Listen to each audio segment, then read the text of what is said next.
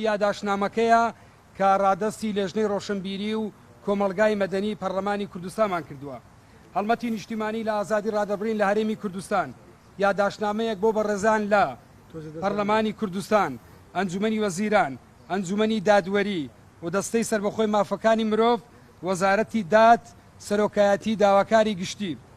سەرڕای ئەوەی لە هەرێمی کوردستان ژمارەیەک یاسا هەن کە ڕەوشی ئازادی ڕادەبرن ڕێک دەخەن، بە تایبەت یاساکانی وەک یاسای کاری ڕۆژنامەوانی، یاسای مافی بەدەستێنانی زانیاری، یاسای ڕێخستنی خۆپیشاندان. بەڵام ڕەوشی ئازادی ڕادەبرین لە پاشەکشەدایە. ئێمە کە لە خوارەوە واژومان کردووە، داوا دەکەین هەرچی زووە پەلە بکرێت لە پاراستن و پتەوکردنی ئازادی ڕادەبرین بە شێوەیەکی گشتی. داواکاریەکانمان یەک، پەلە بکرێت لە جێبەجێکردنی یاسای مافی گەیشتن بە زانیاری و ڕێنماییەکان لە ڕۆژنامەی وەقایعی کوردستان بڵاو بکرێتەوە کە بەپێی زانیاریەکانی ئێمە ڕێنماییەکان دەرچووە بۆ جێبەجێکردنی یاساکە، بەڵام تا بە ئێستا ئیرادەیەکی سیاسی ڕێگرە لە بڵاوکردنەوەی لە ڕۆژنامەی وەقایعی کوردستان. یاسای خۆپیشاندان بە شێوەیەک هەموار بکرێتەوە کە گونجاو بێت لەگەڵ پێوەرە نێودەوڵەتیەکان. بەپێی ئەو داتانی لە بەردەستی ئێمەیە بەشێک لە بەرپرسە ئیداریەکان مۆڵەت نادەن بە خۆپیشاندان، بۆیە داوا دەکەین کە خۆپیشاندان لە مۆڵەتەوە بکرێ بە ئاگادارکردنەوە. تۆمەتبارانی پێشەرکاریەکانی ئازادی ڕادەبرین بە زووترین کات بدرێنە دادگا و دیاردەی هەڵاتن لە سزا بنبەر بکرێت. ئێمە لە کاتێککە ئەم یاداشتە ڕادستی سەرۆکاتی پەرلەمان دەکەین کە ئێمە یادی ڕۆژی جیهانی ئازادی کاری ڕۆژنامەوەی دەکەینەوە. بەداخەوە لە هەرێمی کوردستان تۆمەتبارانی کەیسەکانی ئازادی ڕادەبرین تا بە ئێستا لە دەرەوەی یاسادان.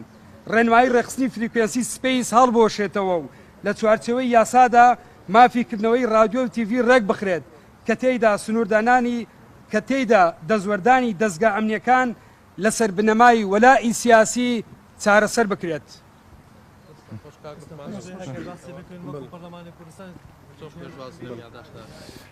ئێمە ئەمڕۆ لەگەڵ برادرانمان لە لیژنەی ڕۆشنبیری بەشێک لە برادرەکانمان پێشوازیمان کرد لە ڕێکخراوی ئاشتی و ئازادی و وەربەندی کۆمەڵایەتی کە یاداشتێکیان پێەیە و کۆمەڵێک واژۆیان پێوە. ئێمە یاداشتەکانمان لێوەرگرتوون و بەیانی کاتژمێر 11 لیژنەی ڕۆشنبیری و کۆمەڵی مەدەنی کۆبوونەوەی هەیە لەگەڵ برادرەکانمان لە لیژنەی ڕۆشنبیری و کۆمەڵی مەدەنی مناقەشەیەکەکەین و دواتر بە نووسراوێکی ڕسمی ئاراستەی دەستەی سەرۆکایەتی پەرلەمانیەکەین.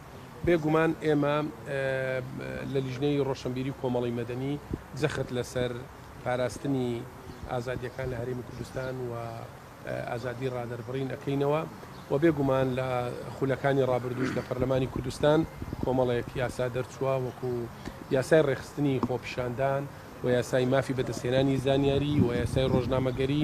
بەڵام بێگومان لەم بوارەشدا کە لێن و کەلەبەر هەیە بە تایبەت ئێمە لە لیژنەکەمان هەوڵەدەین لە وەرزی داهات و کار بکەین بۆ ئەوەی پرۆژە یاسایەک پێشکەش بکەین تایبەت بە بواری میدیای ئەلیکترۆنی و ڕێخستنی بواری ڕاگەیاندن کەناڵەکانی ڕاگەیاندن کە خۆشیان لە یاداشتەکەیان ئاماژە پێدا.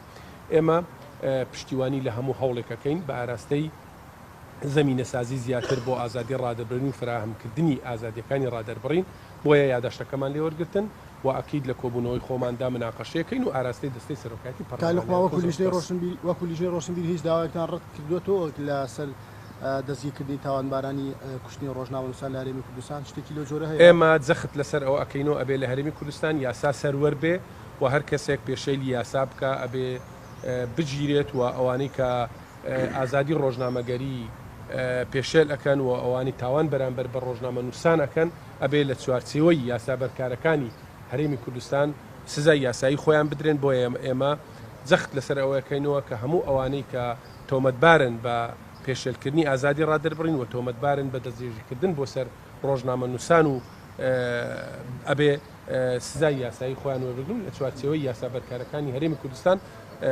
مامەڵەیەکی یاساییان لەگەڵ بکرێت. دەست خۆش ئەوەندە پرسیارە مهمە.